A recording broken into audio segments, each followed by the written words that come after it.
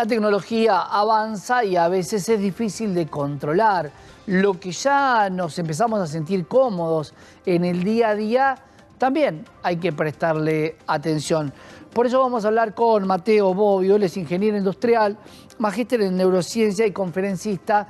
Mateo, bueno, estamos rodeados de tecnología que muchos no sabemos usar y muchos saben usarla más que nosotros para provocar este tipo de cosas como una transferencia fantasma.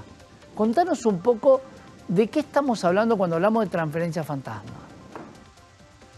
Bueno, Santiago, primero muchísimas gracias por la oportunidad y la oportunidad de concientizar en ciberseguridad, que es casualmente el tema que traes a la mesa. Gracias a vos por ayudarnos con esto, ¿no? Que es lo que mucha gente que escucha tiene que saberlo, porque si no es muy fácil caer. Las cosas están hechas para que vos caigas y cada vez más, posiblemente hasta con la IA, hoy sea tu pariente el que te está ofreciendo o pidiendo algo para que caigas en una estafa.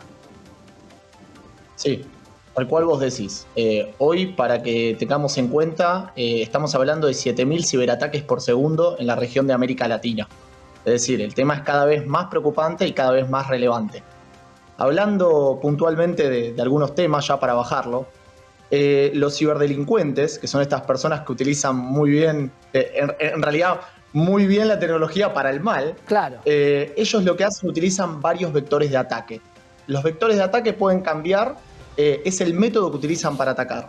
Por ejemplo, lo pueden hacer por mail, que ahí se denomina phishing, lo pueden hacer por SMS, que se denomina smishing, lo pueden hacer por llamada, que se denomina vishing, y después pueden hacer, por ejemplo, lo que vos decías, utilizar apps apócrifas de pagos para hacer transferencias falsas, pueden utilizar perfiles truchos en las redes sociales. Es decir, hay muchísimos mecanismos por los que un ciberdelincuente te puede atacar. Hay algo, Mateo, que se va a desvirtuar. Porque claro, cuando vos tuviste sospechas de que te podían estafar, en el caso de las criptomonedas con los exchanges, tenías mucho cuidado con qué exchange usabas. Hoy puede peligrar el e-commerce, sobre todo esas plataformas que dicen transferime a tal lugar, a tal cuenta, y después vos tenés que tener una confianza mutua. Te transferí cuando me entregás el producto, en el mejor de los casos, porque en el peor de los casos abren una puerta, pero para entrar a tu casa, no se quedan solamente con esa entradita al mail o al SMS. Muy bien lo dijiste vos. Es decir, hay que tomar conciencia que uno puede contar con el sistema tecnológico más robusto, pero si uno entrega los datos y es uno el que se entrega esos datos para que lo ataquen, es como entregar la llave de su casa. Muy bien lo dijiste ahí mismo mencionado. Hay que entender esto. El 90% de los ciberdelitos tienen que ver con el factor humano. Entonces, esto es tal cual denota la situación que acabas de decir. La gente entrega sus datos y es ahí donde se vuelve vulnerable. Entonces, lo primero es reconocer, cuidado, estoy entregando datos personales, estoy entregando datos bancarios. Bueno, ahí es la primera alarma que hay que tomar. Vamos a lo autorreferencial. ¿Por qué? Porque a veces sirve. Me entregan el otro día un producto bancario, el cual firmo, y me pide una foto del DNI con el número de trámite. ¿Qué hacemos ahí, Mateo? Porque él te está entregando algo del banco, como correo del banco, y si yo le digo no, me puede decir no te entrego el producto.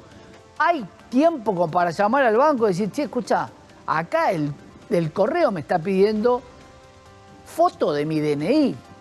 Y por otro lado digo, che, si a mí me roban una tarjeta de crédito y compran algo, me encantaría que le pidan el DNI al señor.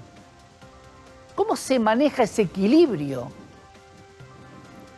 Bueno, el equilibrio es el cuidarse a sí mismo, ser consciente cuando uno entrega los datos personales. Ahí yo te felicito porque en la situación personal que estás planteando, ahí vos planteás la duda, que es ese esismo que uno tiene cuando entrega datos, es la actitud que hay que tener culturalmente para la ciberseguridad. Después, lo primero y principal es chequear las fuentes. Esto pasa en todos los vectores de ataque, es decir, nos envían un mail y ahí hay que mirar el dominio. ¿Qué es el dominio? Por ejemplo, yo recibo un mail del banco, entonces el mail del banco debería ser el nombre de la persona, @elbanco.com.ar.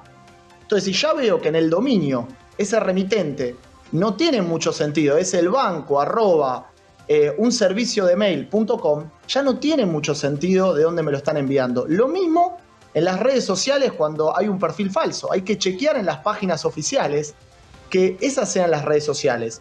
Lo mismo cuando le llega un SMS, hay que chequear que ese SMS realmente corresponda al remitente que me está hablando o yo creo que me está hablando. Y lo mismo en la llamada. Obviamente en los distintos mecanismos, la urgencia y los métodos son distintos. Cuando, por ejemplo, es en la llamada, vos hablabas recién de inteligencia artificial, me llaman, me hacen un efecto de shock porque usan la voz de un familiar mediante inteligencia artificial y me dicen que está secuestrado, por ejemplo. Ahí no hay mucho tiempo de pensar. Bueno, para ese tipo de mecanismos es, una vez que se termina el shock, es entender y poder corroborar si realmente esa persona está pasando esa situación y si no, prevenir. ¿Cómo se previene esa situación? No metamos miedo, pero todo aquel que sube una historia de Instagram, un video con su voz propia, una IA puede decir con esa misma voz, me llevaron, necesito que deposites en tal cuenta tanta plata. No es tan descabellado si vos hoy ya tenés, antes se manipulaba el video, hoy prácticamente estás haciendo con la voz esa un pedido a un familiar. Esto puede pasar. Ahora el punto es cómo se corrobora. ¿Y por qué digo esto, Mateo? A mí me llega un mail diciéndome que si no me presento me van a llevar preso. Vení con la policía, no voy a contestar un mail. No hay forma de corroborar. Y digo, de alguna manera se desestima la comunicación vía mail. Nadie que no conozcas, que sea un amigo, yo prácticamente, si vos vas a la estadística de respuestas de mail, la gente ya no está ni abriéndolo ni respondiendo. Entonces el spam es una de las cosas, pero todo lo que me llegue a nivel comercial tampoco lo voy a abrir. Es así. ¿Se entiende lo que digo? No o sea, se termina nada. destruyendo. Es así. Es tal cual vos lo estás mencionando. O sea, no es descabellado para nada en cuanto al llamado, el uso de la inteligencia artificial con la voz.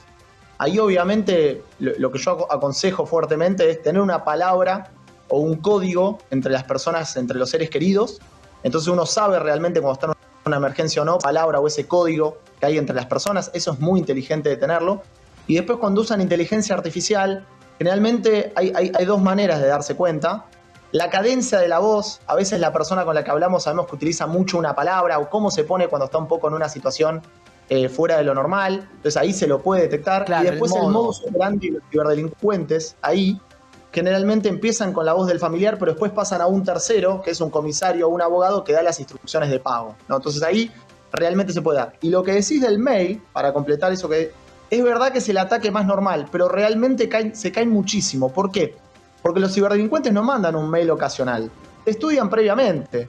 Mandan del correo, de tu banco. Por ejemplo, aprovechan situaciones de elecciones y mandan impersonando a, por ejemplo, el organismo que se encarga de la votación, ¿no? Entonces, de repente te dicen, bueno, vos fuiste determinado que vas a ser fiscal de mesa, ¿no? O cabeza de mesa. Entonces, realmente, ahí uno dice, bueno, cliqueo, dejo mis datos. Entonces, utilizan situaciones en las que uno emocionalmente está predispuesto para caer. Claro, pero ahora voy a lo otro, Mateo, porque digo, bueno, hay formas de evitarlo, me apersono, pero pará, y si me mandan un mail, yo estoy en Chubut y me mandan un mail de Buenos Aires y digo, bueno, la única forma es llamar por teléfono. Y digo, si es una cuestión de banco, al banco también le va a parecer raro. Hay oficinas de ciberdelito en cada una de las entidades bancarias como para que vos puedas llamar a un lugar seguro, 0800, con tu clave, con una clave telefónica y que diga, sí, dígame qué es lo que le ocurrió y analicen un poco el caso, o no hay. Debería ser obligatorio en este avance de la tecnología un departamento de ciberataque de las diferentes entidades, ya sea de las casas de electrodomésticos, de todos los que tienen marketing cibernético a través del marketing digital, deberían tener un departamento anti-marketing digital. Bueno, es así. De hecho, la mayoría de las entidades privadas y también públicas están tomando cada vez más en conciencia esto. De hecho, están reglamentados muchísimos y cada vez está avanzando la legislación en este aspecto por la gran cantidad de ciberdelitos que hay. Tienen departamentos de ciberseguridad, hay soporte al cliente. El problema de fondo es el que empezábamos charlando cuando arrancamos la entrevista, Santiago, es la concientización. O sea, la empresa puede concientizar a sus propios empleados, pero la manera de concientizar a la gente es lo que estamos haciendo. Este medio que está permitiendo a una persona que se dedica al ámbito de la ciberseguridad de concientizar, y así tenemos que extenderlo. Y cada vez la política tiene que acompañar esto, porque hoy el robo es más en el mundo digital, muchísimo más de lo que veíamos en películas de Hollywood, de personas con armas sacando un banco. Eso hay que tener en cuenta. No tengo dudas si en algún momento nos reíamos cuando entraba Snake de Los Simpsons con un cassette, con un disquete, a robar la cuenta bancaria de Homero. Bueno, algo que era muy para aquella época, pero que hoy parece que puede llegar a darse. Esta transferencia fantasma tiene trazabilidad, y te cuento otra referencial del día de hoy. Por eso, señores, estamos hablando de cosas que pasan todos los días.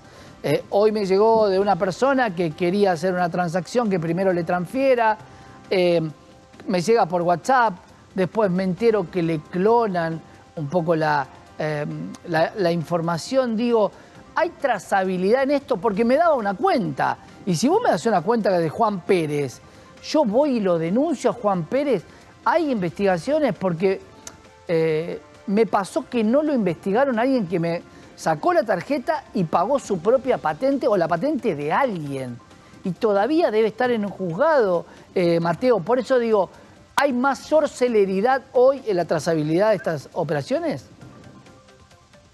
Sí y no. Es decir, siempre obviamente el aparato judicial y el Estado llegan un poquito más lejos que la tecnología. Es natural porque la tecnología es disruptiva y entonces generalmente la gente que la usa para un mal fin generalmente zafa, ¿no? Por decirlo así. Realmente, a ver, ¿qué ocurre con el pago con apps apócrifas? En el caso, por ejemplo, muchísimas personas utilizaban, bajaban una APK, que es una APK básicamente es bajar una aplicación desde un store, que no es el que usamos generalmente nosotros para el celular, no es el store legal, lo bajan de algún sitio web. Y esa aplicación simplemente tenía la parte de pago y la parte del comprobante. Entonces parecía perfectamente desde el front, que es lo que uno ve, parecía realmente la aplicación. Entonces con esto ellos mostraban el comprobante y ya estaba. Bueno, ahí básicamente de cara al comercio, ¿cómo nos blindamos contra eso? Claro. Esas aplicaciones te muestran perfectamente el comprobante, toda la información de pago real, con tu quit, con cómo se llama tu razón social, etcétera. Y después lo que hay que ver es comprobar que realmente llegue el pago, ¿no? Esto es como pagar con una tarjeta de crédito por el postnet y no funciona bien internet. Uno no deja ir al cliente hasta que no se verificó el pago. Claro. Con las apps de billeteras virtuales, por ejemplo, que hay mucha trufa con eso, ¿no? Que de repente usan apps apócrifas. Es eso, es esperar al pago. El cliente no se puede ir hasta que no se acreditó el pago en la computadora. Que muchas de las apps reales lo tienen. Y con lo que es... Y no te olvides que hay algunas apps, algunos bancos que tienen dos personas bailando, los que tienen ese banco, que es que dice, listo, transferencia. Si yo sacara una foto de esas dos personas bailando y se la mostrara como foto a alguien que tiene mucha confianza, tomaría el pago como válido.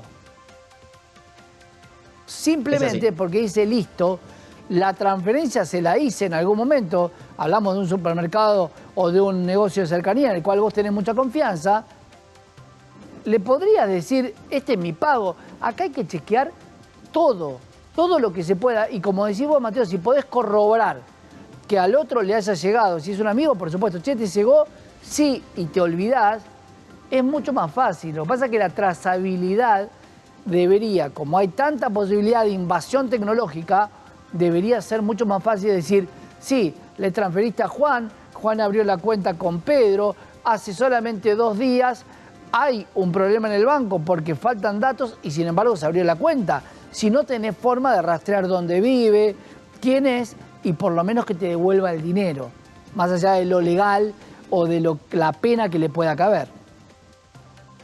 Bueno, vos ahí estás sacando una caja de Pandora, que hoy hay una tecnología que realmente permite una trazabilidad enorme de cualquier producto, claro, del Estado en sí en la digitalización, de cualquier proceso, que es blockchain, ¿no? Que es la tecnología detrás de las criptomonedas.